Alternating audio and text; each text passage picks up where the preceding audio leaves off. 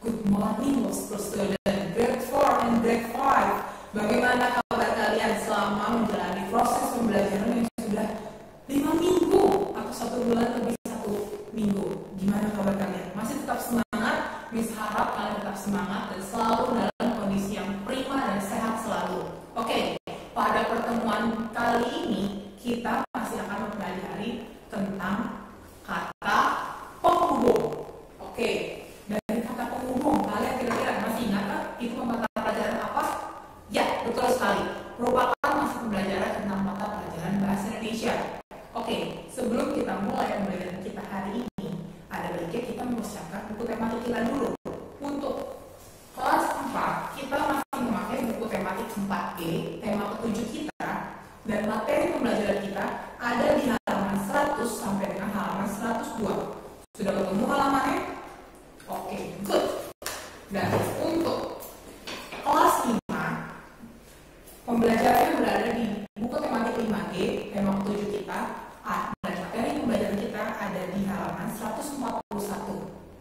Sudah ketemu? Oke, kalau sudah ketemu, mari kita lanjut pembahasan kita tentang kata penghubung. Kata penghubung.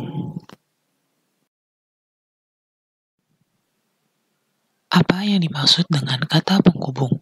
Kata penghubung adalah jenis kata yang menghubungkan kata dengan kata dalam sebuah kalimat, kalimat dengan kalimat dalam sebuah paragraf.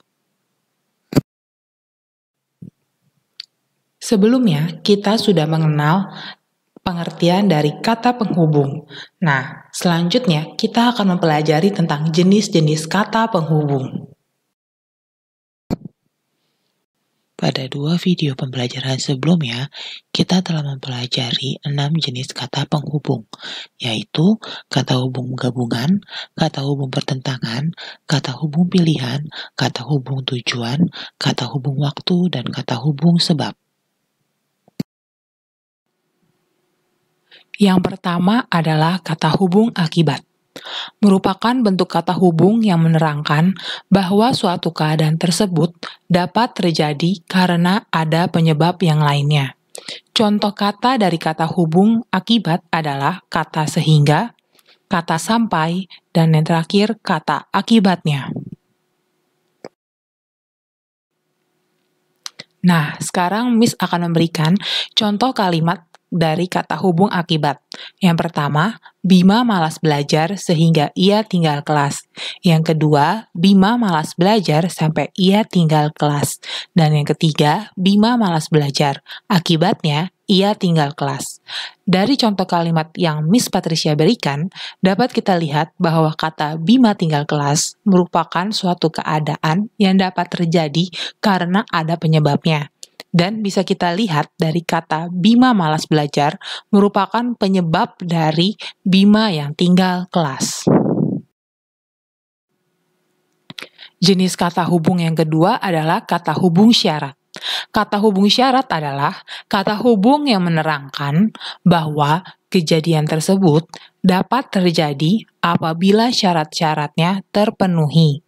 Contoh kata dari kata hubung syarat adalah yang pertama kata jikalau, yang kedua kata jika, yang ketiga kata kalau, dan yang terakhir ada kata apabila.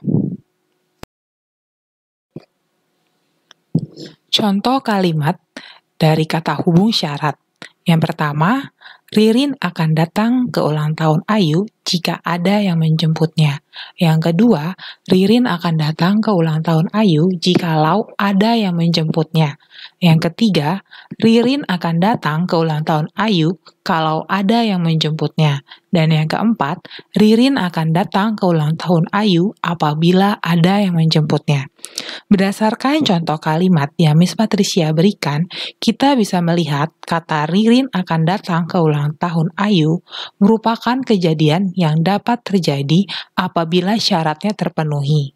Dan syarat yang dimaksud dalam contoh kalimat yang Miss Patricia berikan adalah kata ada yang menjemputnya.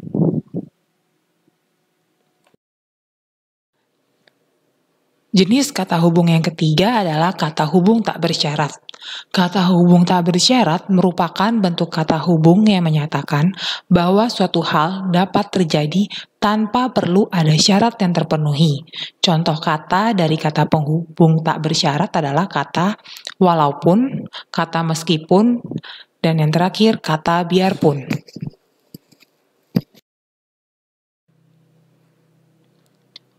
Contoh kalimat kata hubung tak bersyarat. Yang pertama, Chris tetap pergi ke sekolah walaupun sedang sakit. Yang kedua, Chris tetap pergi ke sekolah meskipun sedang sakit. Dan yang ketiga, Chris tetap pergi ke sekolah biarpun sedang sakit.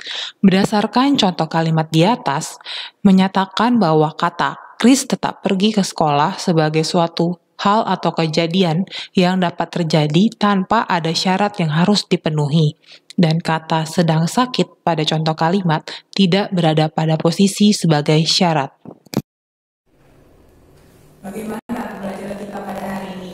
Kalian menambah lagi kan 3 jenis kata penghubung yang baru. Yang pertama ada kata hubung syarat, yang kedua kata hubung tak bersyarat, dan yang terakhir adalah kata hubung akibat. Semoga Miss berharap dari pembelajaran kita kali ini kalian dapat mengerti lagi penggunaan jenis-jenis kata hubung yang tepat dalam membuat kalimat, sehingga kalian tidak perlu lagi bingung-bingung, aduh Miss, dalam membuat kalimat ini kata hubung yang tepat yang mana ya?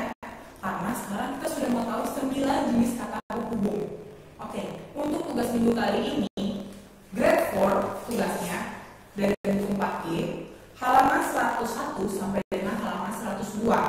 Di sini kalian bertugas mencari kata penghubung pada setiap paragraf, dan paragrafnya ini berasal dari cerita yang berada di halaman 96 sampai dengan 98. Di masing-masing paragraf kalian mencari kata penghubung dan fungsi kata penghubung dan jenis kata penghubung itu sendiri apa.